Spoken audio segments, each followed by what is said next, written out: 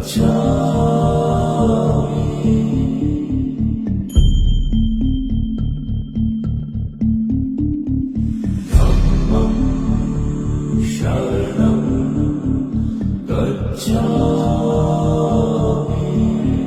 को शांति और मानवता का संदेश देने वाले तथागत भगवान बुद्ध, डॉक्टर बाबा साहेब अम्बेडकर और बहुजन समाज के सभी महापुरुषों के चरणों में कोटि कोटि नमन करते हुए आदरणीय भिक्खु संघ और सभी साथियों को क्रांतिकारी जय भीम, विनम्र नमो बुद्धाय। साथियों, समय कम लूंगा। हम लोग रोज चर्चा करते रहते हैं, पूरे देश का भ्रमण कर रहे हैं। मैं देख रहा हूं कई जगह हमारे अपने ही साथी अपने भाषण में कहते हैं कि हम ईंट का जवाब ईंट से, गोली का जवाब गोली से देंगे। ये लड़ाई औजार, हथियार या तलवार की नहीं है, ये लड़ाई विचारधारा की है। वो लोग जो संख्या में केवल 12% हैं, वो अपनी विचारधारा के दम पर, चूंकि उसने जो बाकी के जो 85-88% लोग हैं, उनके मन को भ्रष्ट करके उनको अपनी विचारधारा से जोड़ लिया है।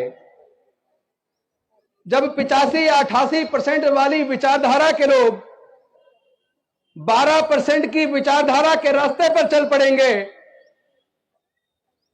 और 85% में से केवल 12-15% लोग अपने बुजुर्गों की सांस्कृतिक विरासत में, अपने बुजुर्गों की विचारधारा पर चलेंगे, तो 12 वाले तो हो गए 85 और 85 वाले रह गए 15 या 12। यही कारण है कि 85% पर 15% राज कर रहा है।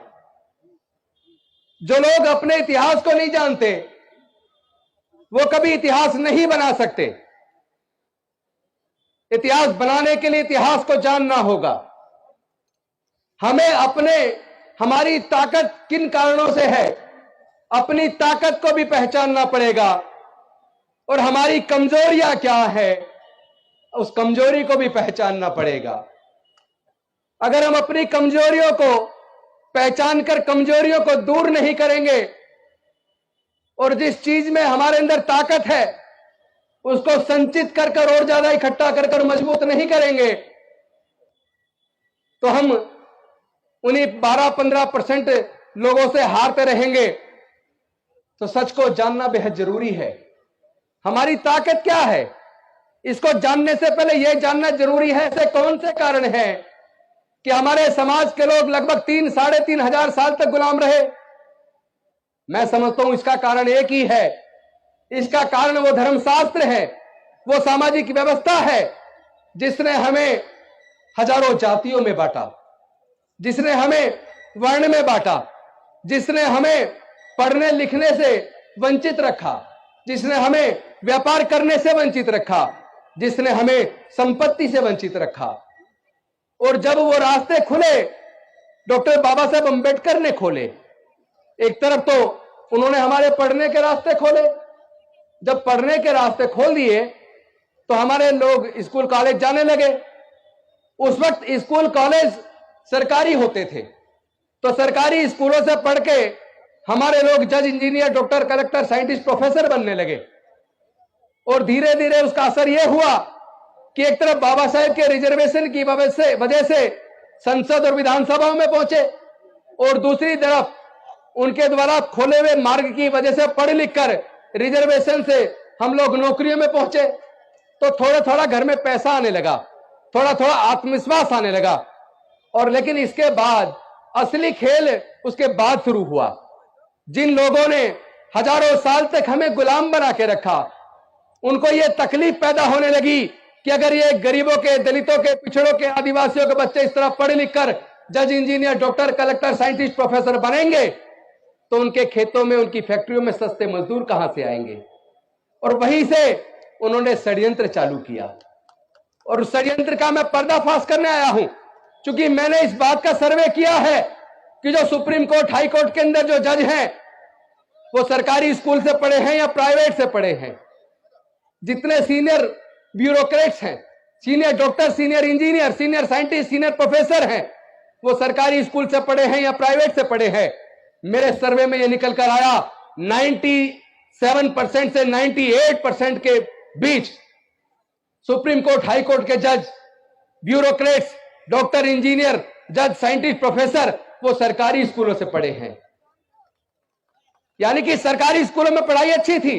फिर ऐसा कौन सा कारण है, लगभग 40 साल पहले एक षड्यंत्र रचा गया कि अगर इसी तरह दलितों, पिछड़ों, आदिवासियों और गरीबों के बच्चे पढ़ लिख कर अगर ये जज, इंजीनियर, डॉक्टर, कलेक्टर बनते रहे तो उनको सस्ते मजदूर कहां से मिलेंगे, और जो पढ़ जाएगा वो जग जाएगा, जो जग जाएगा वो सवाल पैदा करेगा, और जो सवाल पैदा करेगा उसको बेवकूफ बनाकर उसका वोट नहीं जीत सकते। तो उन्होंने षड्यंत्र किया एक तरफ, और इस सच को आपको मानना पड़ेगा। चूंकि भाई मैं तो बड़ा गौरवान्वित हूं अपने पूर्वजों की धरती पर मेरठ में आके, चूंकि हम लोग, हमारे पूर्वज मेरठ के थे। आज भी मेरे से कोई पूछता है आप कहां से हो, तो मैं कहता हूं मेरठ जिले से हैं।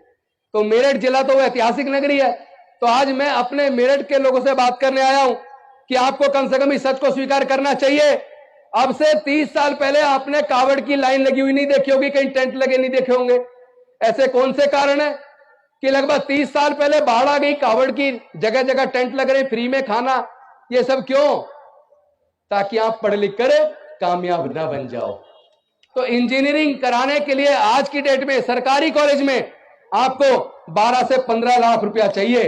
क्या हमारे समाज के 99% लोग, हमारे समाज का मतलब दलित, पिछड़े, आदिवासी, किसान, मजदूर, पिछड़े वर्ग, सब लोग, सब मिला के 99% के मां बाप 12 से 15 लाख रुपए का खर्चा नहीं उठा सकते। डॉक्टर बाबा साहब अंबेडकर ने कभी औजार हथियार नहीं उठाया, कभी किसी का खून नहीं बहाया, कभी किसी की जान नहीं ली, लेकिन डॉक्टर बाबा साहब अंबेडकर अकेले थे। उन्होंने 3,500 साल की गुलामी से हमें आजाद कर दिया।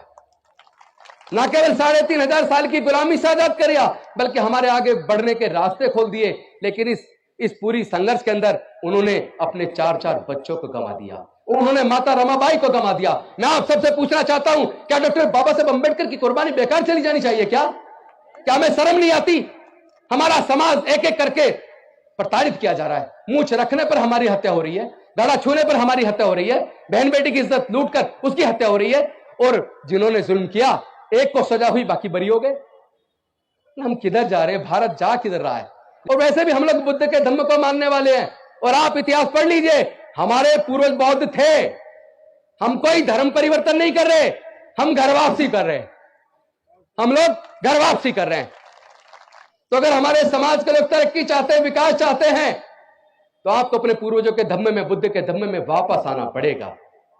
मैं धर्म परिवर्तन के खिलाफ हूं, मैं किसी की आस्था को ठेस पहुंचाने के लिए बिल्कुल तैयार नहीं हूं, लेकिन कोई हमारे आस्था को ठेस पहुंचाए वो भी हमें स्वीकार नहीं है।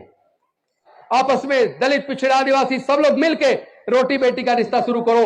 और मुझे आपको ये बताते हुए बेहद खुशी में हो रही है, पूरे देश में दलितों, पिछड़ों, आदिवासियों के बीच आपस में खूब शादियां होनी शुरू हो गई हैं। और बाबा साहब के संविधान को रख के, तथागत बुद्ध को और बाबा साहब की मूर्ति को रखकर और संविधान की प्रस्तावना को पढ़ के आज हमारी शादियां हो रही हैं, इंटरकास्ट मैरिज हो रही है। अब जो बच्चे पैदा होंगे उनके, वो किस जाति के होंगे?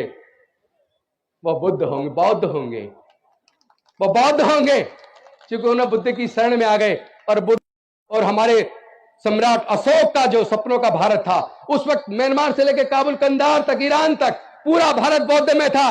जहां भी कहीं खुदाई होती है केवल बुद्ध निकलते हैं, कोई और नहीं निकलता। इस सच को समझ लीजिए। आपकी बुजुर्गों की सांस्कृतिक विरासत बेहद कीमती है। उस विरासत को सजाने, संवारने, संरक्षित करने का समय आ गया है। जाति छोड़ो, समाज जोड़ो। जाति छोड़ो, जाति छोड़ो, जाति छोड़ो। बौद्ध धम्म की क्या पहचान? बौद्ध धम्म की क्या पहचान?